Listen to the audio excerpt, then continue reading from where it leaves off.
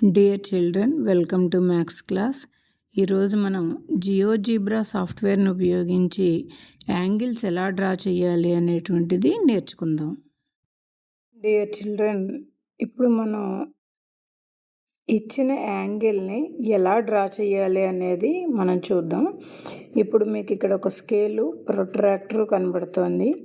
ఈ స్కేల్ దగ్గర ఒక బ్లూ కలర్ లైన్ ఒకటి గీసుంది. అంటే ఇక్కడ రెడ్ పాయింట్ దగ్గర మధ్యలో ఒక పాయింట్ పెట్టుకుని స్కేల్ తోటి ఒక లైన్ డ్రా చేసుకుని ప్రొట్రాక్టర్ యొక్క ఇలా ప్లస్ సింబల్ కనిపిస్తుంది చూసారా, అక్కడ మీరు ప్రొట్రాక్టర్ని మధ్యలోకి అక్కడ పెట్టుకుని ఈ జీరో తోటి ప్రొట్రాక్టరు కోయిన్సైడ్ అయ్యేలాగే అడ్జస్ట్ చేసుకోవాలి. అడ్జస్ట్ చేసుకుని మీకు ఇక్కడ స్క్రీన్ మీద 66 degrees యాంగిల్ చూపెడుతుంది.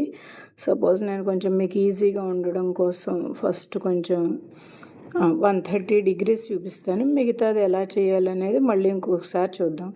ఇప్పుడు 130 degreesకి మీకు ఇక్కడ జీరో తోటి కోయిన్సైడ్ అయింది కదా. పైన సైడ్ ఉన్న నెంబర్లు చూస్తే 10, 20, 30, 40, 50 ఇలా కనిపిస్తుంది కదా. ఇలా ఇప్పుడు మీకు ఇలాగ 80, 90, 110, 110, 130 ఇక్కడ దాకా మీరు మార్క్ చేసుకోవాలి. ఈ 130 దగ్గరికి ఇక్కడ ఇప్పుడు మీకు ఇక్కడ యానిమేషన్ వస్తుంది కాబట్టి చూపిస్తున్నాను చూడండి. ఇక్కడ 130 degreesకి స్కేల్ని అడ్జస్ట్ చేసుకుని అక్కడ పాయింట్ పెట్టుకోవాలి. పాయింట్ పెట్టుకుని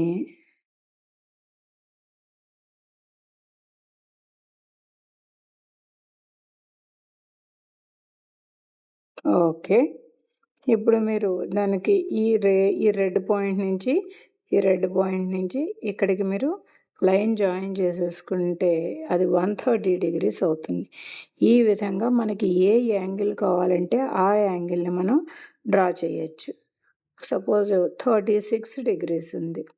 మళ్ళీ మీరు దీన్ని జీరో దగ్గరికి మళ్ళీ మీరు ఇంకొక కొత్త లైన్ ఇలా డ్రా చేసుకుని ప్రొట్రాక్టర్ని అడ్జస్ట్ చేసుకుని ఇక్కడ సెంటర్ పాయింట్ ఇక్కడ జీరో దగ్గర అడ్జస్ట్ చేసుకుని 36 degrees అంటే 10, 20, 30 మధ్యలో వచ్చింది 35 కదా 36 degrees. సో ఈ విధంగా మనం 36 degrees యాంగిల్ని ట్రై చేయాలి. ఇప్పుడు చూడండి కొంచెం అడ్జస్ట్మెంట్లో చిన్న తేడా వస్తుంది. ఓకే, ఈ విధంగా మనకి కావాల్సిన యాంగిల్ని స్కేలు ప్రొట్రాక్టర్ సాయంతో ఫస్ట్ ఒక రే గీసుకుని అక్కడి నుంచి ప్రొట్రాక్టర్ని అడ్జస్ట్ చేసుకుని ఈ విధంగా కావాల్సిన యాంగిల్ని డ్రా చేయాలి. ఓకే, డిస్క్రిప్షన్లో లింక్ ఇస్తాను, మీరు దాంతో ప్రాక్టీస్ చేయండి. ఇదే ప్రాక్టీస్ని బుక్ మీద స్కేలు ప్రొట్రాక్టర్ తోటి కూడా మీరు బై హ్యాండ్ తోటి మళ్ళీ ప్రాక్టీస్ చేయాలి. Okay, thank you.